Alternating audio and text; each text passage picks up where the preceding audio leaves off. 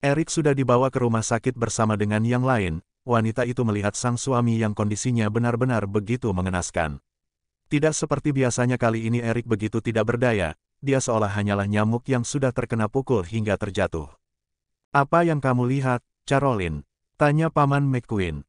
"Aku baru melihat suamiku seperti ini, Paman, dia begitu tidak berdaya, dia seperti seekor nyamuk yang sudah terkena pukul," jawab Caroline. Paman McQueen tersenyum. "Hugo Cartaperes adalah mafia yang sangat berbahaya, Caroline. Dia mempunyai jaringan yang sangat luas dan anak buah yang banyak, bahkan bisa dibilang dia puluhan kali lipat lebih kejam dari Erik. Pria itu akan melakukan segala cara untuk mendapatkan apa yang dia inginkan. Dia akan menyingkirkan penghalang sekuat apapun," jawab Paman McQueen. "Benar kata Paman, mungkin aku hanya beruntung saja saat aku bisa melukainya. Entah apa yang terjadi selanjutnya, tapi yang jelas pria itu harus segera ditemukan," ucap Caroline. "Dia adalah orang yang sangat berbahaya, akan sulit mendapatkannya, dia mempunyai beberapa titik persembunyian di beberapa negara, akan sangat sulit melacaknya bahkan Paman sendiri juga belum bisa menangkapnya. Dia seperti belut listrik yang selalu mengeluarkan tegangan listrik yang sangat besar. Paman, apa mungkin jika kita menangkapnya? Setelah itu kita kunci saja dia di gudang bawah tanah. Setelah itu kita kubur dengan es balok dia mati beku, kalau dia mati beku nanti kita pajang dan diberi tulisan makhluk purba," ucap Caroline. Kata-kata seperti itulah yang selalu membuat Paman McQueen sedikit terhibur, bagaimana tidak. Situasi segenting itu malah dia seperti pelawak yang sedang menghibur orang-orang yang ada di sekitarnya.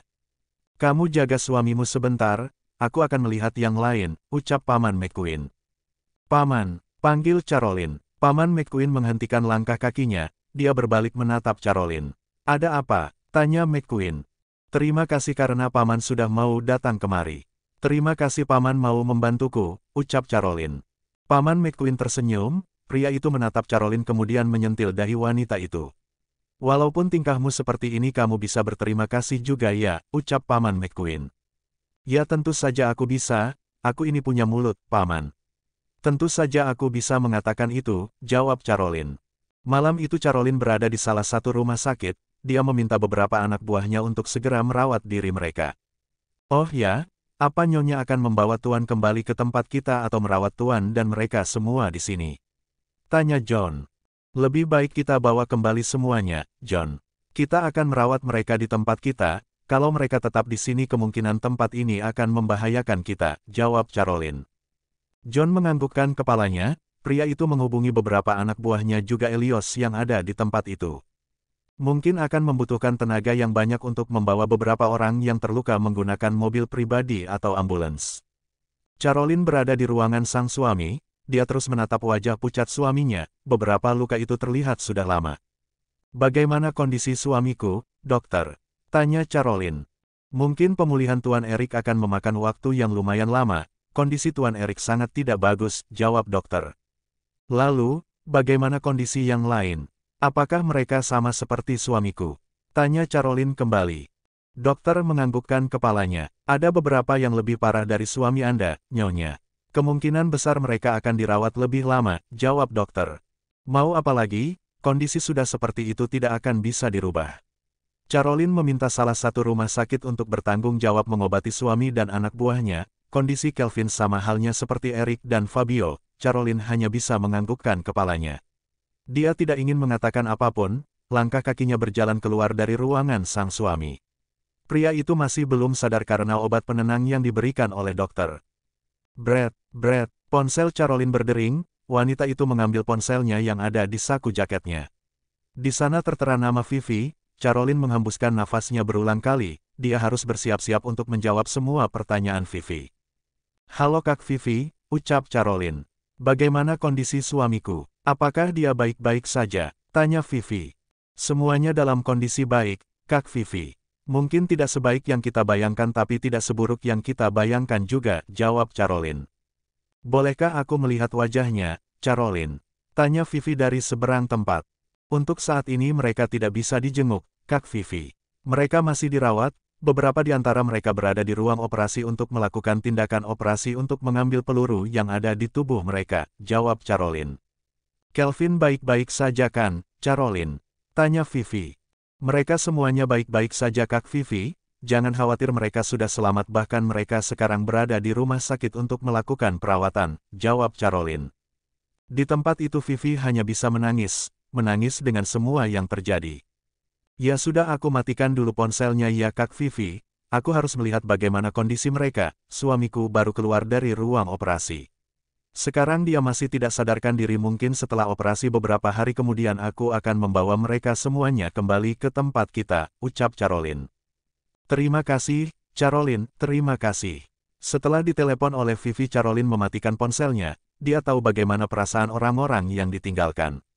Dia sangat tahu bagaimana rasanya seperti itu. Beberapa hari kemudian Eric dan yang lain dibawa kembali ke Rusia bersama dengan Caroline dan yang lain.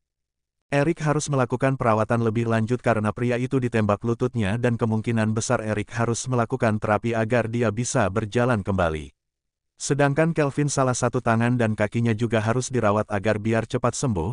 Fabio berpisah dari mereka, dia lebih memilih untuk tinggal di Brasil karena dia akan kembali ke Meksiko. Orang-orang yang ada di rumah Caroline termasuk keluarga besar Eric, mereka menunggu kedatangan Caroline dan yang lain. Kakek, apa mama akan segera pulang? Tanya Daniel kepada Benito. Tentu saja sebentar lagi ibumu akan kembali, jawab Benito. Anak-anak Caroline yang sudah mulai besar, itu tentu saja mereka sangat paham betul bagaimana kondisi orang tuanya, mereka yakin kalau ibunya akan membawa papa dan anak buahnya kembali. Sekitar beberapa jam lamanya, akhirnya pesawat yang mengantar mereka mendarat di salah satu landasan pribadi milik Eric. Beberapa mobil sudah menunggu, beberapa ambulans juga sudah bersiaga di sana karena beberapa anak buah Eric yang masih dalam kondisi parah perlu perawatan di rumah sakit yang sudah ditunjuk oleh Caroline. Eric terus menggenggam tangan sang istri, dia benar-benar begitu bersyukur karena mempunyai istri yang begitu luar biasa. Kursi roda itu menjadi pembatas yang membuat Eric begitu hancur. Dia mungkin tidak akan seperti dulu karena luka ini membutuhkan waktu penyembuhan yang lumayan lama. Orang-orang yang ada di rumah Caroline dan Eric sudah menunggu kedatangan semuanya. Tak berselang lama akhirnya iring-iringan mobil sudah datang ke rumah super besar itu. Beberapa di antaranya sudah dibawa ke rumah sakit terlebih dahulu sedangkan Caroline membawa Eric dan Kelvin pulang ke rumah. Ketika Caroline sudah berada di rumah, tatapan mata yang begitu penuh dengan pengharapan sudah menunggu di depan rumah itu. Satu persatu mobil itu berhenti, John keluar dari mobil terlebih dahulu untuk membantu Eric. Paman McQueen berada di rumah sakit untuk mengurus beberapa anak buah Eric. Kelvin keluar dengan menggunakan tongkat kayu dengan kondisi tangan dan kaki yang terluka, setelah keluar dia pun akhirnya duduk kursi roda. Vivi yang melihat hal itu dia langsung berlari, dia memeluk sang suami dengan begitu erat, derayan air mata meluncur bebas dari kedua mata Vivi. Dia sangat bersyukur karena sang suami masih hidup. Dia tidak ingin apa-apa, dia hanya ingin melihat papa dari anak-anaknya kembali dengan selamat. Tak ada kata yang diucapkan oleh Vivi, dia memeluk sang suami tanpa mau melepaskannya. Tenanglah, aku baik-baik saja, ucap Kelvin, padahal wajahnya sudah babak belur dengan kondisi tangan dan kaki yang terluka. Beberapa anak buah Eric yang kondisinya luka ringan mereka sudah keluar, mereka diminta oleh Caroline untuk beristirahat sementara. Papa, Mama, seru si kembar yang berlarian memeluk kedua orang tua mereka. Benito dan Melcia juga berlari memeluk anak dan menantunya, kedua orang itu menangis sesenggukan padahal kalau dulu dia tidak akan menghiraukannya. Namun sekarang kedua orang tua itu benar-benar sangat bersyukur karena putri dan menantunya kembali dengan selamat. Sudahlah, aku baik-baik saja, ucap Caroline. Aku tidak akan tahu apa yang harus saya lakukan jika terjadi sesuatu padamu. Ayah dan ibumu selalu berdoa agar kau dan suamimu selamat.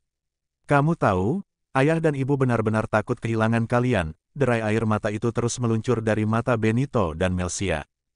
Tenanglah ayah, aku dan istriku baik-baik saja, ucap Eric, padahal kalau dilihat dari kenyataan mana mungkin dia baik-baik saja.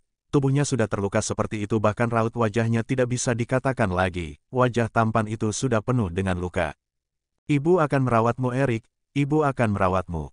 Melcia memeluk Eric yang duduk di kursi roda.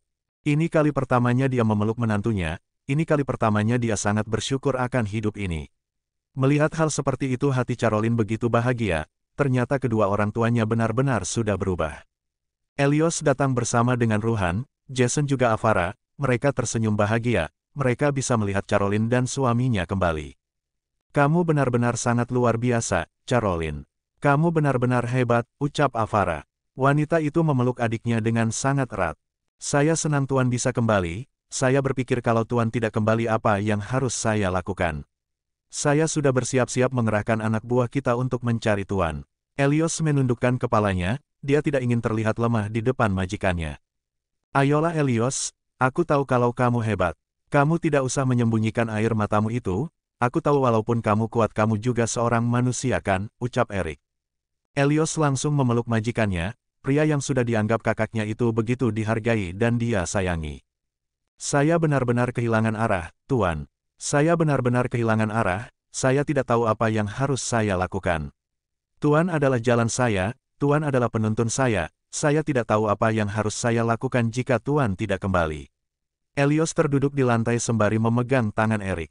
Sudah, kalian jangan seperti ini, kalau kalian main drama seperti ini bisa-bisa aku menangis sembari berteriak. Ayo kita masuk. Caroline dari tadi berusaha untuk menahan air matanya. Bukannya dia malu terlihat lemah tapi dia ingin semua kuat seperti dirinya. Di tempat lain Hugo juga dirawat sama seperti Erik, beberapa luka yang dia dapatkan dari tembakan yang diberikan Caroline ternyata berakibat fatal. Saraf kaki dan tangannya mengalami luka yang parah. Aku tidak mau tahu, kamu harus mengembalikan kondisiku seperti semula, bentak Hugo. Tapi, Tuan, saraf tangan yang terluka ini adalah saraf besar, kemungkinan tangan Tuan tidak akan bisa merasakan apapun. Salah satu tangan Tuan akan mati rasa, jawab dokter. Aku tidak boleh cacat, jika sampai aku cacat aku tidak akan bisa menjadi hebat. Sekarang lakukan seperti apa yang aku perintahkan, cari cara untuk menyembuhkan luka-lukaku ini dan cari cara untuk memperbaiki jaringan tubuhku ini. Jika kamu tidak bisa tidak akan kulepaskan nyawamu, ancam Hugo yang kemudian meminta beberapa anak buahnya untuk segera bersiap-siap. Pria itu tersenyum menatap langit-langit kamar yang dia tempati. Tiba-tiba senyumnya tertarik begitu dalam. Luar biasa, wanita itu benar-benar luar biasa, dia wanita yang sungguh hebat, dia wanita yang begitu istimewa. Aku harus mendapatkannya, jika dia menjadi istriku maka kehidupanku akan sempurna, ucap Hugo yang ternyata malah melamunkan Caroline. Fabio sudah kembali ke tempatnya dengan kondisi memar dan luka hampir sama dengan Erik. Dia dirawat di salah satu rumah sakit untuk mendapatkan pemulihan secepat mungkin. Aku pasti akan membalas dendam padamu, Hugo. Kamu sudah membuatku seperti ini, aku seperti pria tidak berguna sama sekali. Fabio kemudian meminta beberapa anak buahnya mencari informasi mengenai Hugo. Ada apa denganmu, sayang? Kenapa kamu bisa seperti ini? Apakah kamu masih bisa bersenang-senang? Tanya seorang wanita kepada Fabio. Diam, tutup mulutmu. Apa kamu tidak tahu kalau aku terluka seperti ini? Lebih baik kamu pergi dari sini. Bentak Fabio dengan suara yang begitu keras. Ada apa denganmu, sayang? Kenapa kamu marah-marah seperti itu? Aku kan bertanya padamu, kenapa kamu semarah itu? Aku akan memberikan kamu kenikmatan, aku akan memberikanmu sesuatu yang spesial, ucap salah satu wanita yang selalu bersama dengan Fabio. Dasar brengsek, kamu mau menghinaku apa? Kamu mau mengatakan kalau aku sekarang sudah cacat?